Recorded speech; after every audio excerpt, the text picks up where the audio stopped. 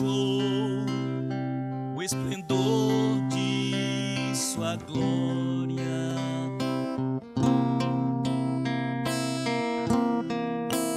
Sabendo seu destino aqui, estava só, muito ferido no Gólgota, para dar sua vida por mim. Se isso não for amor, o céu não é real. Não há estrelas nos céus, as andorinhas não voam mais. Se isso não for amor, o oceano secou, tudo perde o valor. Se isso não for amor,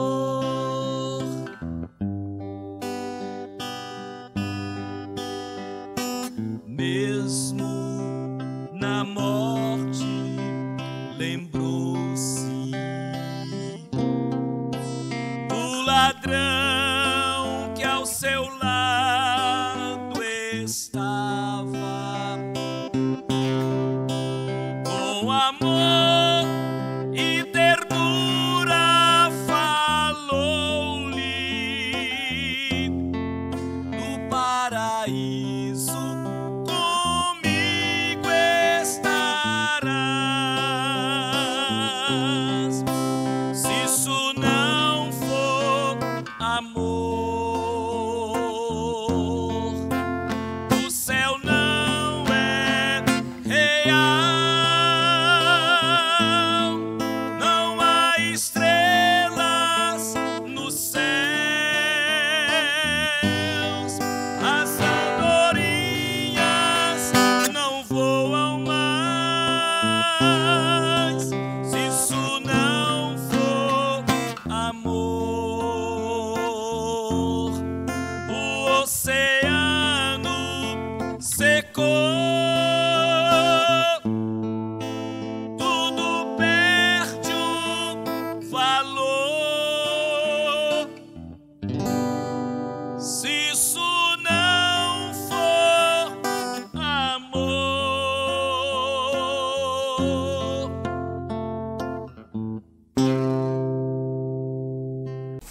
Olá, irmãos e irmãs, graça e paz em nome do Senhor Jesus.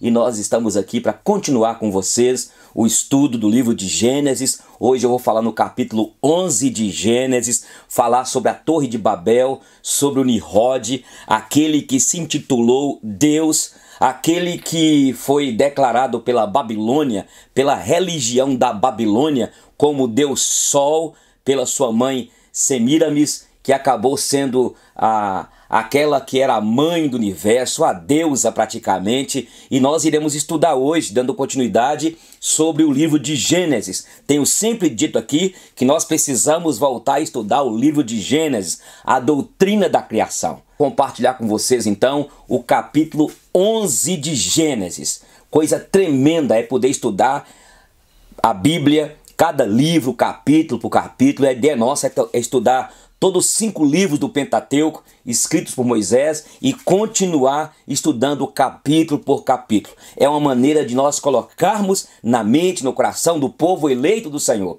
os princípios do Evangelho, da revelação de Deus para a sua igreja. Olá, estou de volta então, quero dar as boas-vindas a muitos irmãos, amigos que estão chegando aqui neste momento desta live, nesse estudo nosso. Estamos estudando o livro de Gênesis e hoje nós iremos para o capítulo 11 de Gênesis, sobre a Torre de Babel. E eu vou estudando com vocês aqui, lendo os versículos e expondo cada versículo, ok? Ora, em toda a terra, capítulo 11, versículo 1, a Torre de Babel. Ora, em toda a terra havia apenas uma linguagem e uma só maneira de falar. Sucedeu que, partindo eles do Oriente, deram com a planície na terra de Siná e habitaram ali e disseram uns aos outros: vinde, façamos tijolos e queimemo-los. Os tijolos serviram então de pedra e o betume de argamassa. Disseram: vinde, edifiquemos para nós uma cidade e uma torre cujo topo chega até os céus, e tornemos célebre o nosso nome, para que não sejamos espalhados por toda a terra. Então desceu o Senhor para ver a cidade e a torre que os filhos dos homens edificavam. E o Senhor disse: eis que o povo é um, e todos têm a mesma linguagem. Isto é apenas o começo. Agora não haverá restrição para tudo que intentam fazer. Nós estamos falando, e no capítulo 10, nós declaramos aqui que o capítulo 10 de Gênesis é a tábua das civilizações. É onde fala a tábua das civilizações, mas também nós falamos que é onde inicia as religiões, onde iniciou a religião apóstata, idólatra, pagã da Babilônia. Jesus falou em Apocalipse sobre a religião da Babilônia. Ela é a mãe de todas as religiões. E veja bem, falamos aqui que o Nimrod, chamado Sargão de Acaia, chamado no contexto babilônico, e o apelido dele certamente era Nimrod. E Nimrod, a Bíblia diz no capítulo 10, estou repetindo o que falei a semana passada, ele se intitulou Deus. E diz que ele foi um grande caçador diante do Senhor. E a ideia de grande caçador diante do Senhor, nós falamos que significa que ele era caçador de homens. Nimrod, que agora aqui edifica essa torre de Babel, ele fundou a Babilônia, fundou Nínive, fundou várias cidades na época, cidades que eram perversas, cidades onde a iniquidade dominava, cidades que tinham idolatria e reverenciava, claro, o Nimrod. E ele então, Nimrod, ele caçava homens, não eram animais, e ele se tornou uma divindade. Nimrod revolta-se contra Deus. Ele era neto de Sem, filho de Noé. E Nimrod, ele ficou tão irritado, tão irado com Deus, que ele resolveu fazer então torres, zigurates, para poder dizer o seguinte: olha, vai que este Deus endói da cabeça e manda dilúvio novamente, e nós então queremos mostrar para ele que nós não seremos atingidos. Conversamos aqui sobre Semíramis. Semíramis foi a mãe e a esposa de Nimrod. Ele casou com a sua própria mãe. E ele foi morto, então, segundo os escritos da Babilônia. Ele casou-se com a sua própria mãe. Depois ele foi morto pelo seu avô Sem. E depois dele ter sido morto, ele já havia fundado a religião, ele já havia revoltado contra Deus, ele escravizou pessoas. A ideia de escravidão está aqui com Nimrod. Ele que escravizava as pessoas. Ele saía não como aquele que é como se fosse nos dias que eu falei com vocês, aquelas pessoas que elas procuram recompensa, são caçadores de recompensa. Na verdade, ele caçavam pessoas para escravizá-las e fazer as suas grandes construções, fazer os seus empreendimentos. Este homem chamado Nimrod, o nome dele na Babilônia era reverenciado, porque ele que criou a Caldeia, a Babilônia e a religião da Babilônia. Tudo bem, ele morre, a sua mãe se vê grávida, e ele dizia que ela estava grávida do Nimrod, do espírito de Nimrod. E Nimrod, então, era aquele que iluminava os homens, era aquele que dava entendimento aos homens, era aquele que precisava de ser adorado pelos homens. E ela chegou ao ponto de dizer, olha, Nimrod está vivo, ele ressuscitou, ele manteve relações, ele me deu este filho, o Tamuz. E ela então declara isso e fala assim, olha, quando o sol deixar de sair dos horizontes e chegar à noite, se um dia o sol nunca sair, significa que Nimrod morreu. Ele era adorado como Deus Sol. E essa Semíramis, então, a mãe dele, passa um tempo, aquele menino é morto por um javali. E aí ela conclama as sacerdotisas, ela conclama todos que clamassem e orassem e fizessem um jejum de 40 dias para que o seu filho revivesse.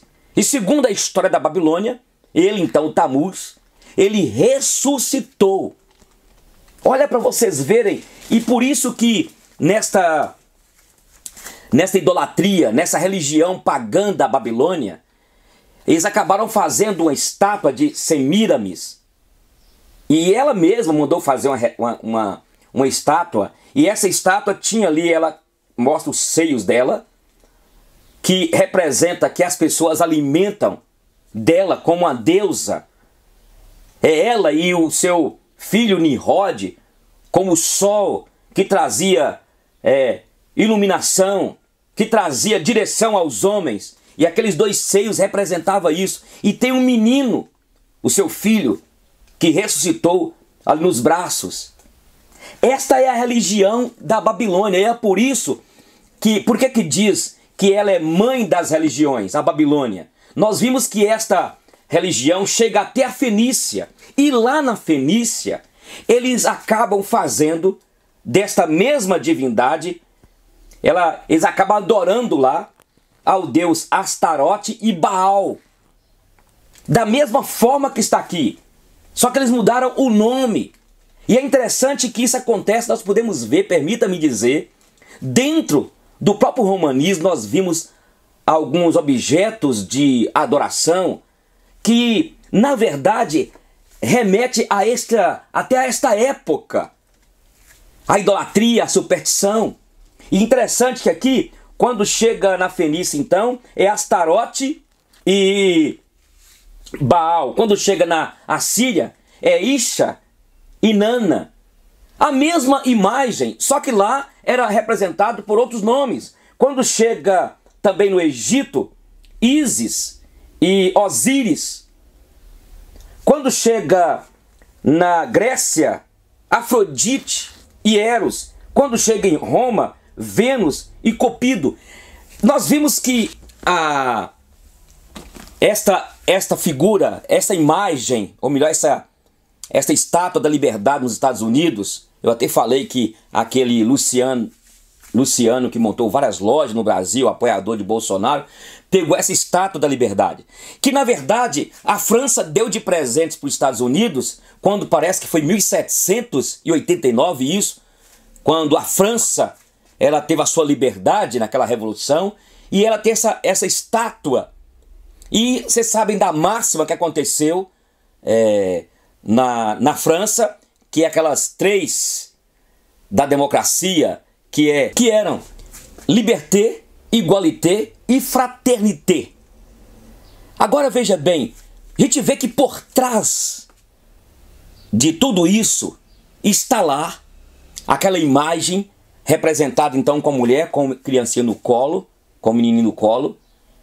E gente, eu fico vendo, por exemplo, na nossa concepção no Brasil católica aí, e até alguns evangélicos, que quando Jesus Cristo morre, e por que existe a quaresma? Na verdade, eles trouxeram de lá da Babilônia esta ideia de quaresma, de 40 dias. Quantos dias que Jesus ficou? 3 dias na terra. Naquela época, na Babilônia, a Semíramis mandou que as sacerdotisas orassem. Enquanto isso, os homens ficavam lá adorando a Nimrod, o sol. E eles ficaram 40 dias em jejum para que ressuscitasse o Tamuz, o filho de Nimrod, com a sua mãe, com a sua esposa, sei lá o que é. Na verdade, eles oraram durante 40 dias e, segundo a tradição babilônica, ele ressuscitou. Então a gente vê que tem muita coisa dentro do romanismo e até vem para algumas igrejas nossas que estão enfiadas lá na superstição, na idolatria, e que nós precisamos de rever isso. Por que algumas igrejas comemoram a quaresma? Baseada em quê? A Bíblia não fala sobre isso. Alguns dizem é porque Jesus ficou 40 dias no deserto. Mas será? Por que isso? 40 dias, a quaresma. Por que isso precisou de estar enfiado dentro da Igreja Católica Apostólica Romana e dentro de algumas igrejas evangélicas? Então tudo bem. Agora vamos aqui para o capítulo aqui específico de quando havia só uma língua. E Nimrod então resolveu construir a Torre de Babel. E para dizer o seguinte, nós iremos chegar até Deus. Olha o que diz aqui para vocês verem. Vinde, façamos tijolos e queimemo-los bem. Os tijolos serviram de pedra e o betume de argamassa. E disseram, vinde, vamos edificar uma cidade, uma torre, cujo topo chega até os céus. E tornemos célebre o nosso nome, para que não sejamos espalhados por toda a terra. Interessante que quando nós vimos o capítulo 6, quando Deus destrói o mundo com água, no capítulo 7 nós vimos, aliás, Deus arrepende de ter feito o homem, Deus resolve destruir o mundo. No capítulo 7 nós vimos Deus chamando Noé e mandando os animais para a arca. Você lembra disso?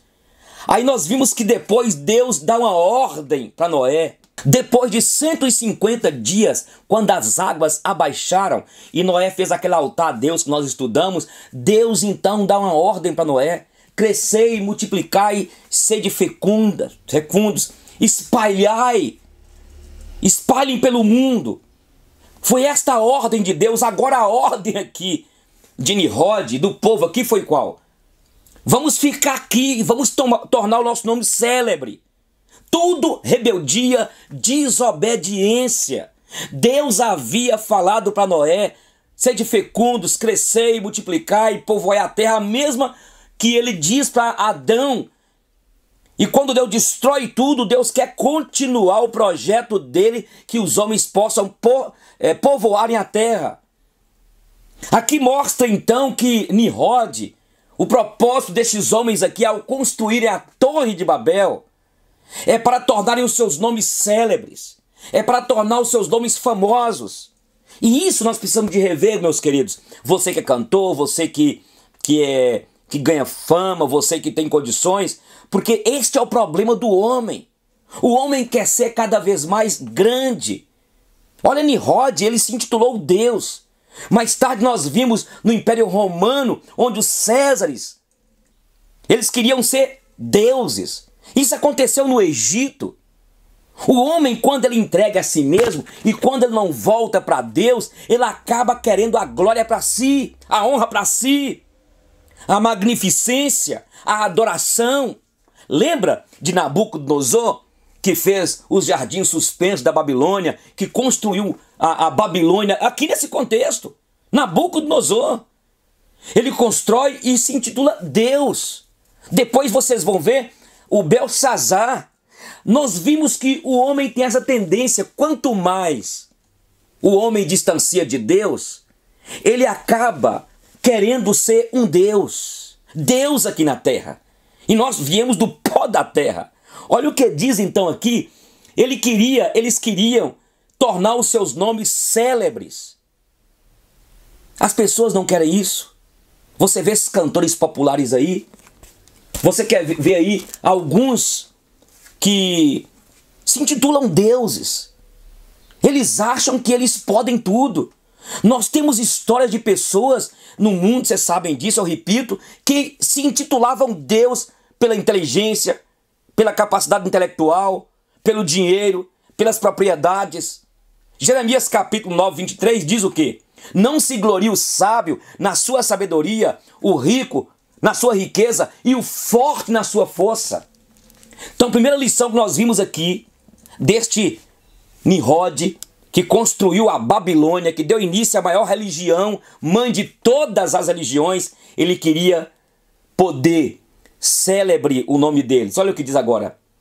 Aqui diz o seguinte: para que não sejamos espalhados por toda a terra. Deus mandou espalhar, nós não iremos obedecer. O nosso avô Noé, o bisavô Noé, nós não iremos obedecer aos nossos pais, aquilo que Deus diz para eles, não importa. Quem sabe você foi criado num lar cristão, criada desde a meninice, da tenra infância, nos caminhos do Senhor, e aí você fala assim: não quero ouvir lá, tá por fora. Começa a ter que fazer chacota da tua mãe quando vai para a igreja, e você está desviado. Isso aconteceu aqui, olha, na verdade Nimrod era descendente de crente. O bisavô dele, o avô dele Sem, o bisavô dele era quem? Noé. E ele se tornou totalmente contra Deus e se intitulou Deus, o Deus Sol. Olha o que diz mais aqui. E o Senhor disse: eis que o povo é um, e todos têm a mesma linguagem. Isto é apenas o começo. Agora não haverá restrição para tudo o que intentar fazer. Interessante, né? Eles eram tão um. Essa questão de a pessoa ser tão unida, são unidas. Aqui ele vê o lado negativo, mas como se a igreja hoje tivesse unidade. Lembra que o povo do Senhor era conhecido em Atos pela comunhão, como eles amavam uns aos outros, que isso impactou lá. Agora, Deus está falando aqui que isso é bom, a unidade da igreja, porque a igreja teme a Deus.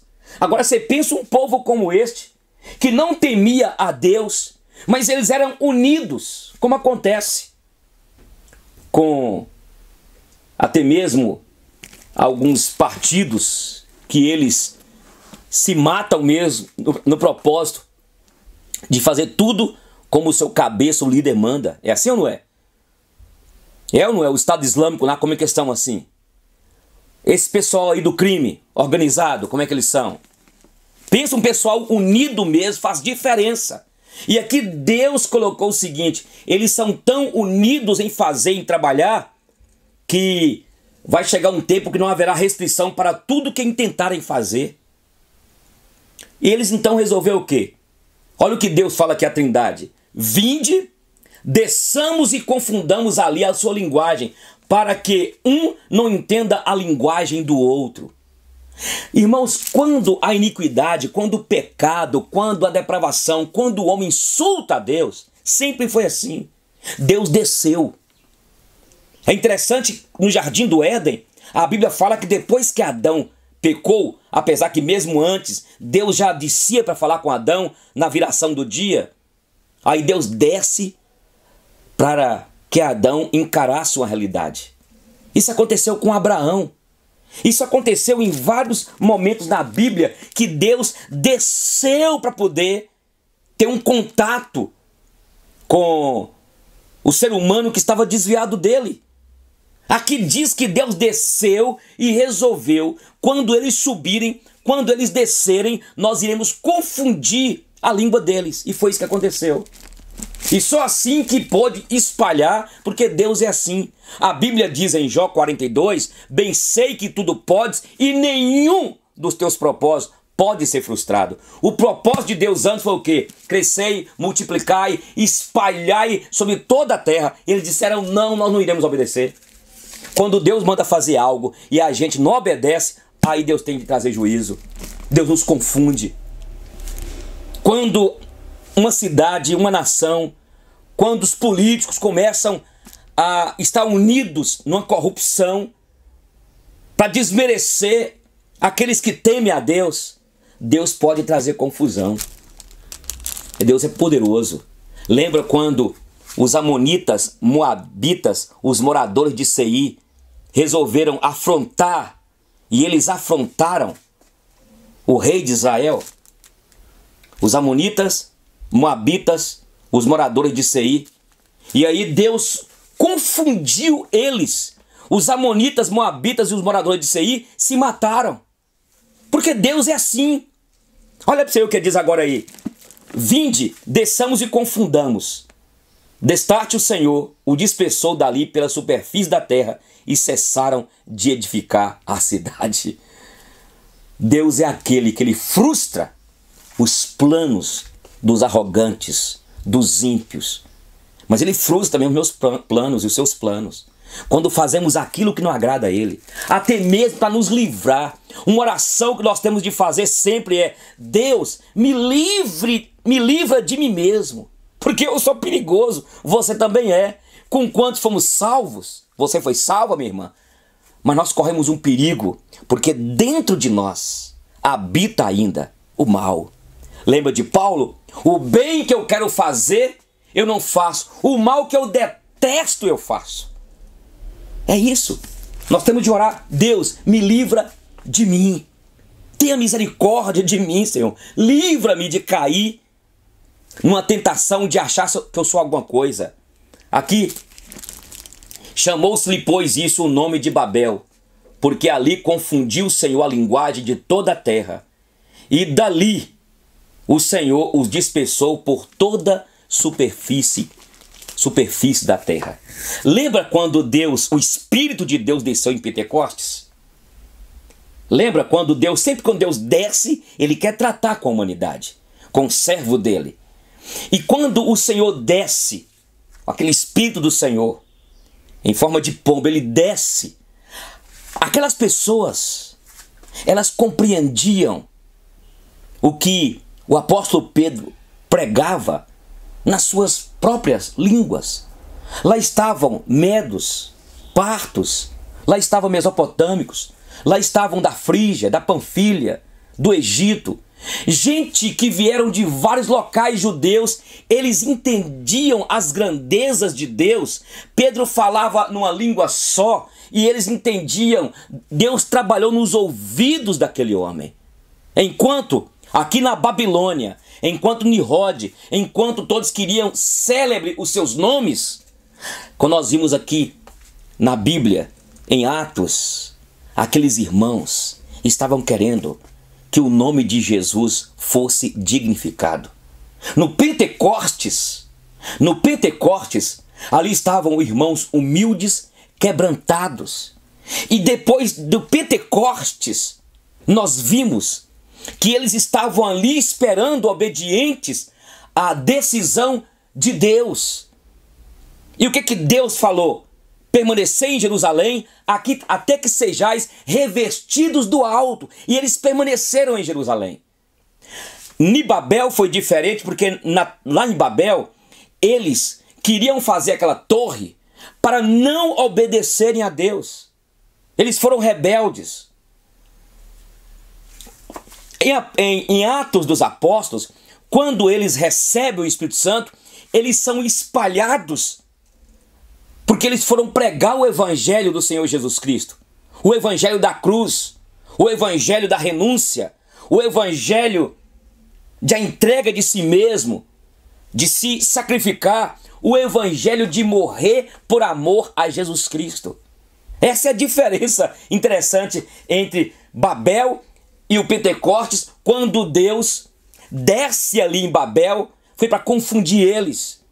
Quando ele desce em Pentecostes, foi para orientá-los, foi para poder prepará-los, foi para poder derramar sobre eles aquela unção especial, porque o Espírito já estava ali já sobre eles e já existiu o Espírito Santo, mas o Espírito Santo agora revigora eles, dar-lhes o entendimento daquilo que Jesus deixou para que eles entendessem: ide por todo o mundo e pregai o evangelho a toda criatura.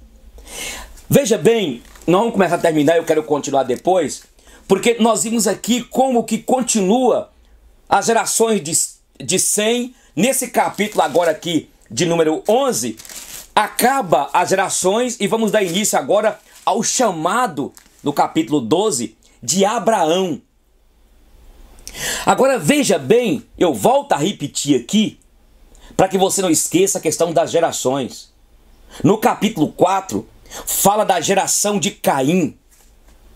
E mostra... De Caim. A geração de Caim, mas mostra a genealogia ali, onde nasce Enoque. Um Enoque, não é o Enoque do capítulo 5. E ali fala, no capítulo 4, na genealogia, da rebeldia do homem. E Caim foi morar em Nod. E falamos aqui dos gigantes que eram filhos de Deus, que eram exatamente descendentes lá de Sete. A descendência de Sete, que a gente entende que eram os filhos de Deus. No capítulo 5, nós vimos então que nasce um novo Enoque. O capítulo 4 mostra a descendência de Caim, rebelde, desviada de Deus, que se tornam ali as filhas dos homens aqui, são deste contexto da descendência de Caim, que rebelou, que foi um homicida. Depois nós vimos o capítulo 5, que mostra a descendência dos filhos de Deus, que nós vamos entender no capítulo 6, que tiveram relações com as filhas dos homens. Falamos aqui que a descendência de Sete, no capítulo 5, mostra a santidade, adoradores, filhos de Deus que temiam a Deus e andavam com Deus. E falamos do capítulo 4, eu repito, que os filhos, a descendência de Caim foi rebelde, marcada pela rebeldia, pela desobediência.